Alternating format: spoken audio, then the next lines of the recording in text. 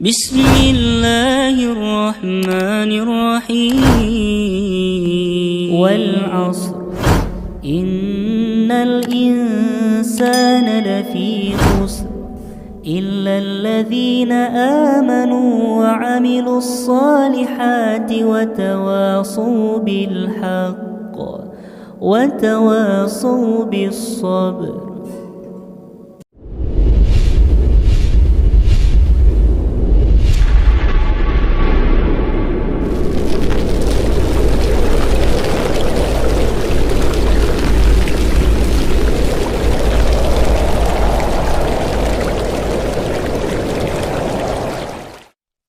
Bismillah. Assalamualaikum warahmatullahi wabarakatuh. Innal hamdalillah nahmaduhu wa nasta'inuhu wa nastaghfiruh wa na'udzu billahi min sururi anfusina wa min sayyiati a'malina. May yahdihillahu fala mudhillalah wa may yudlilhu fala hadiyalah. Asyhadu an la ilaha illallah wahdahu la syarikalah wa asyhadu anna Muhammadan abduhu wa rasuluh la nabiyya wa la rasula ba'dah. Kaum muslimin yang dirahmati oleh Allah Subhanahu wa taala, puji syukur kita senantiasa kita ucapkan kepada Allah Subhanahu wa taala karena Allah Subhanahu wa taala masih memberikan kepada kita kenikmatan-kenikmatan yang begitu banyak sekali, sehingga kita tidak akan pernah bisa untuk menghitung-hitung nikmat Allah Subhanahu wa taala tersebut. Kita mulai dari bangun tidur ya, sampai kita nanti tidur lagi ya, semuanya itu dipenuhi dengan nikmat dari Allah Subhanahu wa taala. Karena apabila Allah Subhanahu wa taala mencabut sedikit saja nikmat yang telah diberikannya kepada kita, maka kita yang akan kesulitan. Misalnya Allah Subhanahu wa taala yang mencabut sedikit saja nikmat bernafas yang ada dari diri kita, kita sudah kesulitan bernafas. Jadi sesak nafas ya, ataupun nanti perlu lagi ditambah dengan oksigen, yang mana satu tabung oksigen itu harganya bisa dari 500.000 ya sampai jutaan seperti itu. Akan tapi Allah Subhanahu wa taala memberikan oksigen tersebut secara gratis kepada kita. Makanya kita harus senantiasa mensyukuri nikmat Allah Subhanahu wa taala tersebut ya, dengan nikmat-nikmat yang telah diberikan oleh Allah, kita harus senantiasa mensyukurinya. Jangan sampai kita kufur dengan nikmat yang telah diberikan oleh Allah Subhanahu wa taala. Kemudian salawat dan salam senantiasa semoga tetap tercurah kepada Nabi kita Nabi Muhammad sallallahu alaihi wasallam, yang mana kita selalu mengharapkan syafaat dari Nabi Muhammad sallallahu alaihi wasallam nanti pada hari kiamat. Kaum muslimin yang dirahmati oleh Allah Subhanahu wa taala, kita lanjutkan kembali pembahasan kita ya, dari kitab ataupun dari buku Seluk-Beluk Alam Jin dan Syaitan yang ditulis oleh Syekh Wahid Abdus Salam Bali, yang mana pada kesempatan sebelumnya kita telah membahas yaitu berkaitan dengan menyembelih untuk selain Allah Subhanahu wa taala, yaitu khususnya adalah menyembelih untuk jin.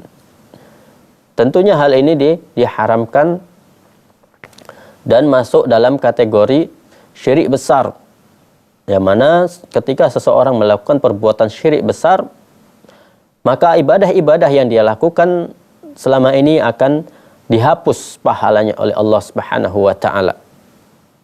Dan juga ya, dia terancam keluar dari agama Islam, dan dia akan dimasukkan oleh Allah Subhanahu wa taala ke dalam neraka. Na'udzubillah min dzalik. Maka kita harus senantiasa belajar agar kita tidak terjerumus, agar kita tidak terjatuh dalam perbuatan syirik kepada Allah Subhanahu wa taala. Kaum muslimin yang dirahmati oleh Allah Subhanahu wa taala, kita lanjutkan pembahasan kita di kesempatan kali ini. Kita akan membahas yaitu berkaitan dengan meminta perlindungan kepada jin. Meminta perlindungan kepada jin. Nah, ini juga banyak kaum muslimin yang melakukan hal ini. Ya, ataupun masih ada hubungannya dengan penyembelihan tadi. Jadi ketika seseorang melakukan sembelihan, ya tentunya tujuannya adalah agar jin-jin tersebut itu tidak mengganggunya. Berharap ini adalah termasuk meminta perlindungan kepada jin tersebut. Padahal Allah Subhanahu wa taala telah menyebutkan dalam Al-Qur'an, ya, perihal mengisahkan tentang jin. Ya, mereka mengatakan wa annahu kana rijalun minal insi ya'udzuna birijalin minal jinni fazaduhum rahaqa. Dan sesungguhnya ada beberapa orang laki-laki dari kalangan manusia yang mereka meminta perlindungan kepada beberapa laki-laki dari jin. Tetapi mereka, yaitu bangsa jin, menjadikan manusia bertambah sesat. Ini yang dilakukan oleh jin-jin tersebut. Jadi ketika seseorang meminta perlindungan ataupun meminta bantuan kepada jin, maka jin-jin tersebut akan menambahkan kesesatan kepada orang yang memintanya tersebut. Ataupun kadang ditambah lagi kebodohannya yang ada pada manusia tersebut. Jadi ada orang dia meminta perlindungan kepada jin, ya dia beri ya rokok kepada jin tersebut. Ya, jadi akan semakin dibuat sesat oleh jin tersebut. Kadang jin tersebut ada yang modelnya dia iseng, ya ketika diberinya, ya gimana aku tidak mau rokok itu misalnya. Nah, karena jin-jin ini juga ada yang suka iseng, ya mengganggu orang-orang agar tersesat dari jalan Allah Subhanahu wa taala. Ya, ataupun agar jauh dari jalan Allah Subhanahu wa taala.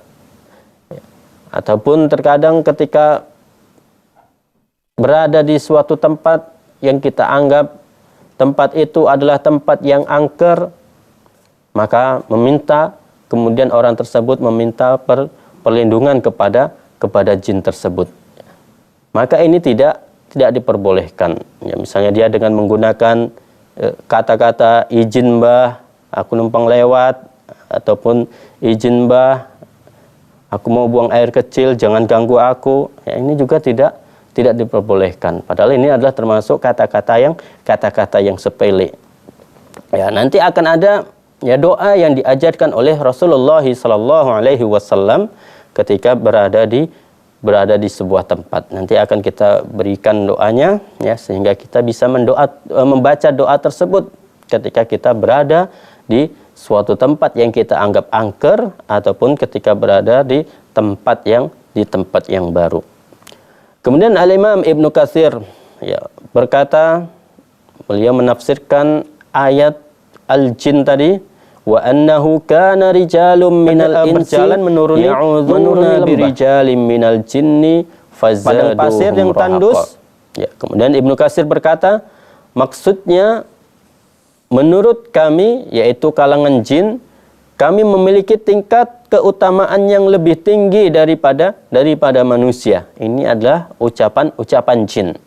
Ya, karena manusia meminta perlindungan kepada kami ketika mereka berada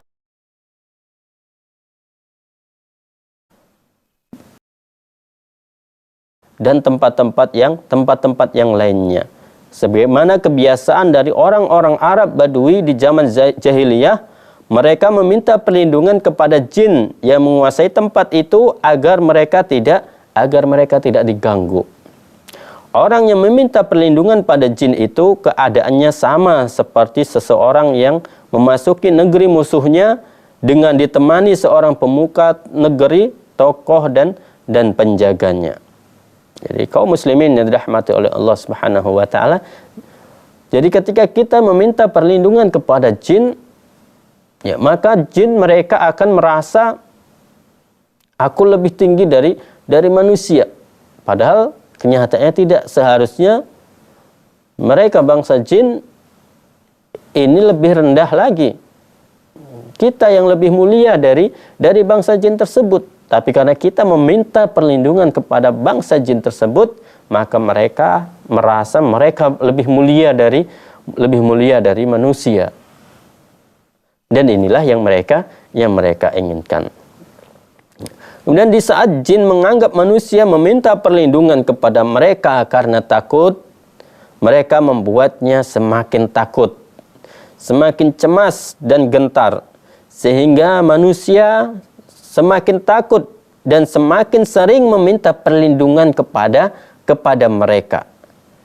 Hal ini senada dengan penafsiran Qatadah atas firman Allah Subhanahu wa taala, fazaduhum rahaqa, maka mereka akan menjadikan mereka ini, yaitu dari golongan manusia, semakin sesat, yakni menjadikan manusia bertambah dosanya. Karena itulah mereka menjadi semakin berani kepada manusia. Jadi ketika kita takut kepada jin, jin itu akan semakin berani kepada kita. Ya, bagaimana sebelumnya, kesempatan sebelum kita sudah memberikan penjelasan, ya, bahwasanya kita tidak boleh takut kepada bangsa jin. Karena kalau kita takut kepada bangsa jin, mereka akan semakin senang menggoda kita, mengganggu kita. Tapi kalau kita berani kepada mereka, mereka tidak akan berani menggoda manusia, menggoda kita, atau mereka tidak akan berani mengganggu kita. Kemudian As-Suddi menjelaskan, dahulu jika seseorang bersafar membawa serta keluarganya lalu singgah di satu tempat, maka ia akan berkata, aku berlindung kepada jin yang menguasai lembah ini, agar diriku, harta dan anakku atau hewan ternakku tidak diganggu.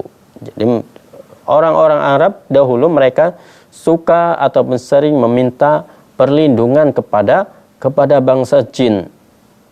Ya, makanya kemudian Allah Subhanahu wa taala memberitahukan kepada kita bahwasanya ketika ada seseorang yang dia meminta bantuan dari golongan jin, maka jin tersebut itu akan berikan bantuan tersebut, dan bantuan tersebut itu ada keinginan yang mereka inginkan.